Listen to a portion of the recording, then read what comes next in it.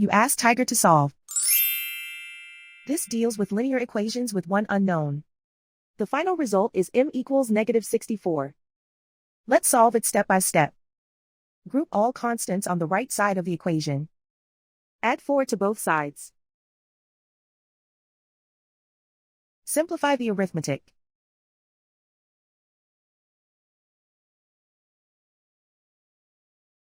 Isolate the m. Multiply both sides by 8. Group like terms. Multiply the coefficients. Simplify the fraction. Simplify the arithmetic. And so the final result is m equals -64.